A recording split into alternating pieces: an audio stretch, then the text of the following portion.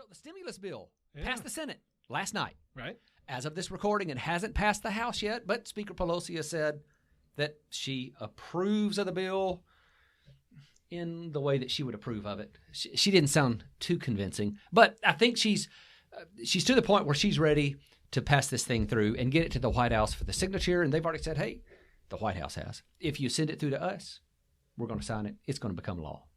Right. Is that the right thing to say? It's going to become law? Yeah. Did you not watch the old cartoons? No. And how a bill becomes law? No, I didn't have a TV. No, that's right. I forgot. How could you forget that about my childhood? Yes, I forgot. So, okay.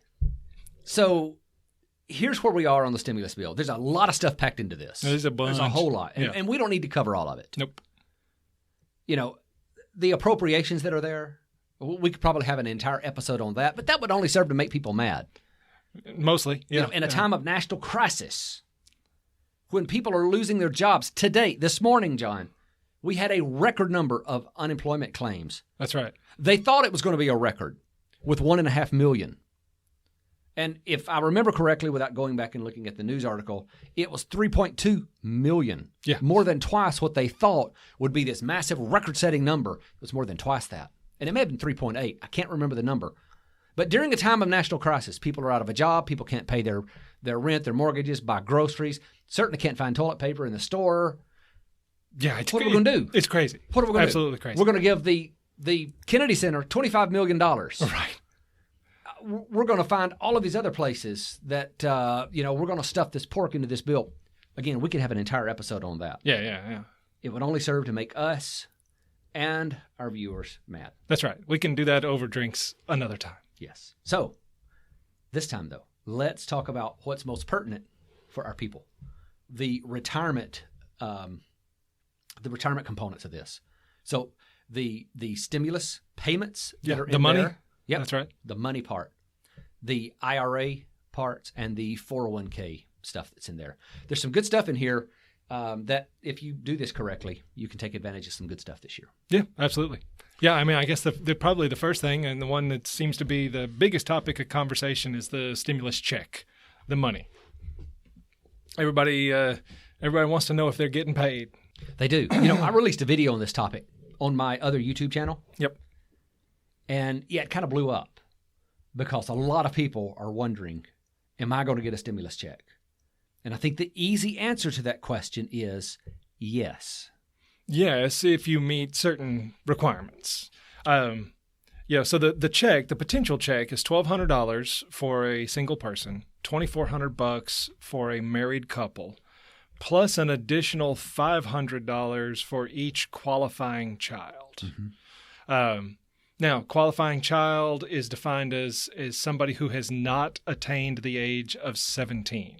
Okay. All right. So $1,200, $2,400. Now, the interesting here's and this may be more detail than anybody really wants. But what this is, and it's a strange way that they've set this up. This is a refundable credit to your 2020 tax liability. Okay? Which you don't have a 2020 tax liability because 2020 isn't over. That's right. We haven't filed. So they said, we're going to give a $1,200, if you're single, we're going to give a $1,200 refundable credit for 2020. But in determining whether or not you get this, we're going to look at and apply this 2020 refundable credit as if it was available in 2019. Well, that sounds like the perfectly logical way to structure this. Perfectly logical.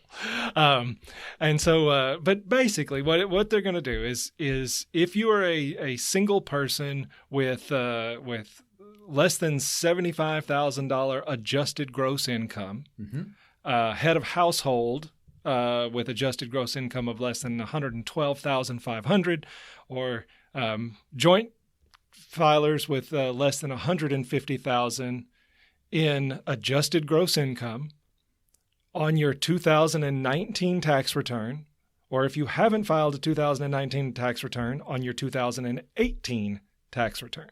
Okay. If you're below those numbers, then you're going to get the $1,200 plus the $500 for each qualifying child. Okay. Now, that's the first threshold, though, really, of what's a phase-out, right? That's not as if if I made $151,000 last year, it's not as if I'm just going to lose it completely. That's right.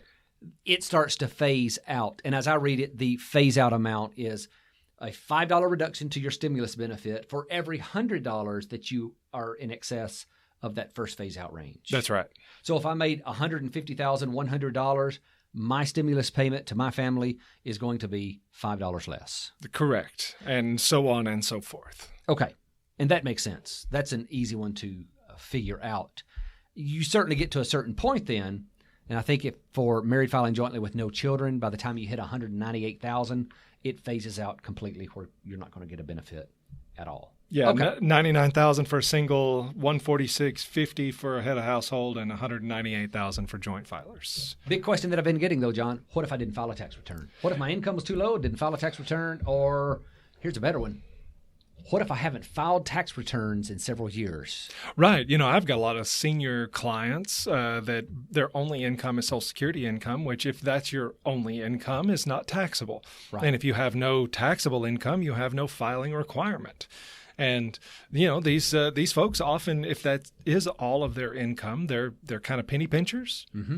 And, they're looking at that couple of $100 they paid to have their tax return done last year when they don't actually have a filing requirement in the first place. And they've decided years ago, well, I'm just not going to, I don't have to file a tax return, so I'm not gonna. Right. There's some provisions in this bill, because we've got the text of the bill. So, you and I, we've been reading the text of the 883 pages of this bill. And it does say that, it's telling the Treasury to look at the 2019 return. It says if you can't find the 2019 return, look at the 2018 return. Right. If you can't find either of those, then you can look at a 1099 SSA. So your Social Security tax return statement. Yeah. So they're I guess in theory here they're gonna say, well, if we don't find a tax return, then we're going to look at the Social Security rolls and see where 1099 Social Security statements were sent out. Mm-hmm. I'm not sure how that's actually going to work administratively. Yeah. It seems like it's going to be a problem. Yeah. So in testimony before the Senate yesterday, Senator Chuck Grassley said, I'm paraphrasing here because I don't have the exact quote in front of me, but this is pretty close to what he said. If you're not a dependent on someone else and you have a valid Social Security number, you're getting the check. So a lot of the questions that I've had come in is, okay, Devin, I didn't file taxes, but I'm on SSI. So as we understand this, everyone is getting this as long as you're not a dependent on someone else and you have a Social Security number. The simplest way to think about this from a tax standpoint would be to imagine that your 2019 tax return was done. You owed $1,000. You're single, right? Mm-hmm. And you did your tax return. You owed $1,000, but you paid the IRS $2,200. So you paid the IRS an extra $1,200 in 2019, which you didn't have to. Gotcha. And so they're going to refund your overpayment. Okay. So really, that would, for somebody that had no tax liability whatsoever, take an SSI recipient. SSI recipient has no taxable income whatsoever, generally speaking. Right. That's the reason they're eligible for SSI, that and being disabled. But if that same person had done a tax return and written the IRS a check for $1,200, they would get that $1,200 back. Yeah. Right? Okay. That's the simplest way to think of it. Yeah. Is every American who is at least under these income thresholds effectively overpaid the IRS $1,200 for tax year 2019, and so the IRS is going to give them a refund of their overpayment. Makes sense. Some of the other questions that I'm getting is number one, is this going to be taxable income? Yeah, no, that's a good question. I would say no. Yeah, and that's what I'm finding as well. So again, this is established as a refundable credit, right? So again, if you got a tax refund, just think about any year you've ever worked and filed a tax return and got a tax refund, right? You didn't have to report that as income the following year. Mm-hmm. That's the same way this works. Okay. Yeah. Right? This is not an extra. This is not a payment of some sort. It's a credit against your tax liability. One of the other things I've been asked is, okay, Devin, I owe the IRS, and I'm paying them out, or maybe I owe the IRS and they have a levy on one of my accounts, and in the bill it does specifically say that this shall not be subject to offset. Now, I'm not an attorney. You guys like to speak in foreign languages. I did. There is some language in there about this. I agree with you. The problem with the way these things are written is that you've got within the paragraphs are relations back to other paragraphs within this document, but then also to code sections of existing law outside of this document. You're right. And so figuring out all of that can be very difficult. I would think that if you have a tax lien against you, if you are already being offset, and again, think about it from the standpoint of, if you owed the IRS and were due a refund, you ain't getting that refund. Right. I don't know why you should expect anything different. Yeah. Under these circumstances. Yeah, that's one of the things that I have seen some disagreement on out there. Some are saying, nope, you're going to get it. It doesn't matter if you are on your way to federal prison because you didn't pay your taxes for several years. Who knows? So I think that's enough about the stimulus payments. Those have been covered over and over and over in the news because that's a hot topic. A lot of people are wondering about that. But frankly, a lot of our listeners, it's not. No one's going to turn down a $1,200 check at all. No one out there. I'm not, you're not. But it doesn't really move the needle that much for a lot of our listeners. Now, right now, times are tough. Well, and then certainly could. And you're going to have a lot of people who the one thing about it is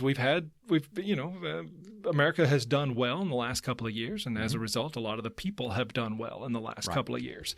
And so, for a lot of our listeners, and including myself, this is going to be somewhat like the jokes that my material science engineer son likes to tell.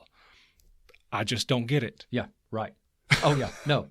Yeah, a lot of our audience probably won't get these checks. Yeah, no, that's exactly right. Yeah, so it's really kind of irrelevant. But, that doesn't mean that people who had a good year and are not going to get that stimulus check doesn't mean that they're not having a bad time right now. Absolutely. And, for those who are under the age of 59, they're looking around saying, okay, man, maybe I got laid off. Maybe I, whatever the deal is, I need to dip into savings. Of course, where is their savings? Mm-hmm. It's probably in some sort of qualified account. It's in that IRA, for example. Yep. And so we do have some stuff on that. Yeah, and that's going to be a help to a lot of people out there too. Effectively, the bill will allow you to get into your IRA and make distributions. I believe it's up to $100,000. Yes. Without having to pay the early withdrawal penalty. That's correct. And as I understand, the second part of that 10%. Yeah, right? 10% excise tax. Saves you that 10% excise tax. Yeah, which is on a $100,000 distribution. Should you have to take the full amount, I mean that's $10,000 that is just gone. So that's money that you can spend. And as I understand this, they're going to allow you to spread. It's still going to be taxable income. Correct. You still have to pay tax. You just get to skip the 10% portion. So it's still going to be added to your ordinary income for the year. And as I understand it, they're going to allow you to spread that tax liability out over 3 years. One of the other things that's included, in addition to the IRA early withdrawal penalty going away for the year, is RMDs. So if you're over the age, now with the Secure Act, it's age 72, right? For Correct. those who turned 72, you don't have to take your RMD this year. That's correct. Now, why is that a big deal for people? Wouldn't you want to take your money out? Well, the thought was there's no need to have to sell assets to book a loss. If everything's down in value and you have to take money out of your IRA, you're going to be selling that at a loss. And I'm not real sure what they were thinking of when they did that, because it's pretty easy at every custodian I know of to take your RMD out in kind. So it's going to give you a little bit of tax help, because you're not going to have to pull that money out of your IRA and pay tax on that as income. Well, but the other thing is that when you do pull that money out, you are losing the future tax-free growth. Right. So you do have an exponential loss on the tax-free growth Certainly. on those assets. Yeah. So there's certainly some tax help there. Yeah. But the notion of you're going to be booking a loss if you take that out now is not necessarily the case. Because, John, if I have, if I'm required to take out $20,000 as an RMD this year, then I can pull out $20,000 of one of my investments. Right. Sure. Without having to sell that investment, and I can move that over to my non-retirement account, and it'll still be invested in the same thing. Right. I'm not saying that you should do that. I'm just saying that that's not the big benefit there.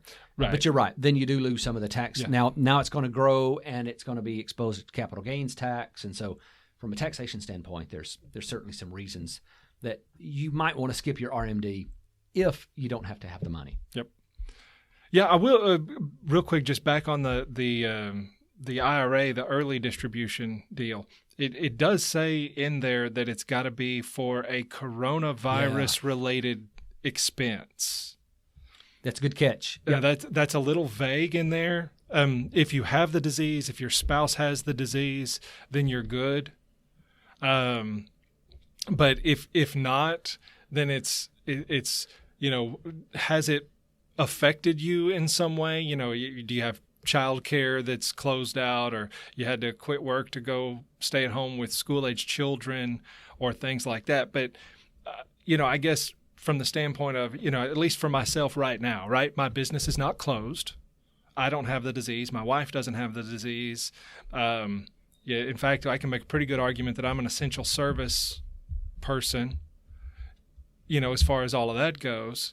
So, I couldn't say, well, you know what? Since I've got 3 years to pay the taxes on this, I'm going to, pull this out. Right. And stretch the tax liability over 3 years, because that's just because I want to, or because I was going to do a Roth conversion or something else. I've got no reason to do it.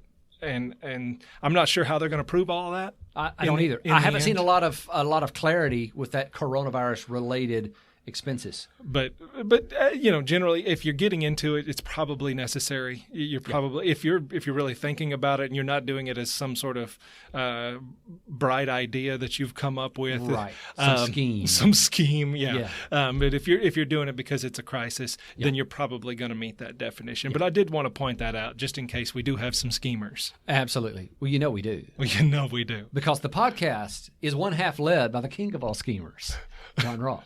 that's I'm a creative planner. That's what I am. I'm a creative planner. Yes, that's true. Okay, so we covered the IRAs, the distributions there. We covered the RMDs, where we don't have to take those anymore. One of the last things that I think could be good is a loan from the 401k. Now, that's going to have the same result as taking the money out of your 401k. But the problem is, if you have your money in an IRA, you can take the money out. But if you have your money in a 401k, generally, unless there's a triggering event, such as leaving your job, or there's a few other things. But, John, if I'm there working for your firm and I get in a tight spot and I just say, man, I need to get some money. I've got this stack over here in the Ross and Schollmeyer 401k. Well, I can't get to that money if I'm still working for you. I can't just say, hey, y'all send me a check. There is a provision, though, in most retirement plans, not all of them, but in most retirement plans that allows you to do a loan. Now, up until this point, with the passage of this bill, you were limited to one half of your 401k or 403b account or $50,000. It could not exceed $50,000. That loan could not. Now, though, it does, or it can. It can go up to $100,000. Just remember, if you take out $100,000 from your 401k account, though, effectively you're taking that money out of the market. That's right. You're not taking it out on margin where it's still there working for you, and you've just borrowed against that. You've literally taken money out of your retirement account.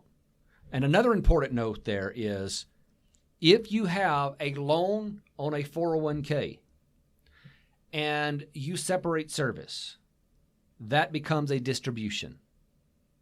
Ooh. And to my knowledge, there is no exemption on the 10% penalty there.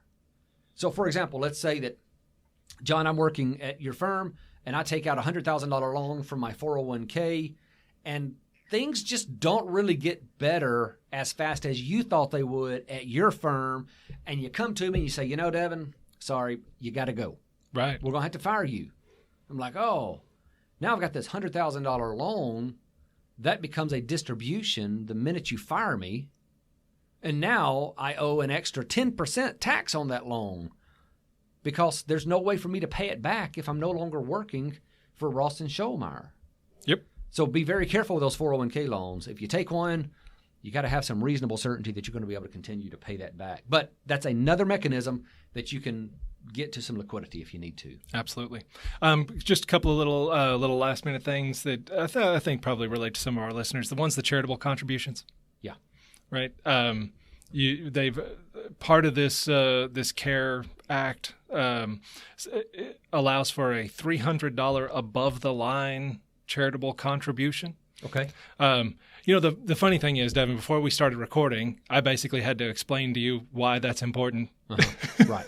Because I don't think the average U.S. citizen understands the difference between an above the line or below the line tax deduction. I mean, basically, if it's an above the line deduction, then you can take your tax rate, multiply it by the amount of the deduction, and that's how much tax savings you're going to get. Okay. So it's a very simple. So like I have an effective 40% tax rate.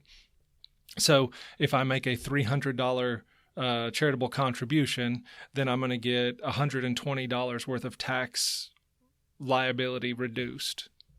See how that kind of works, Yeah. So above the line deductions, when it comes to taxes, the best things out there are credits.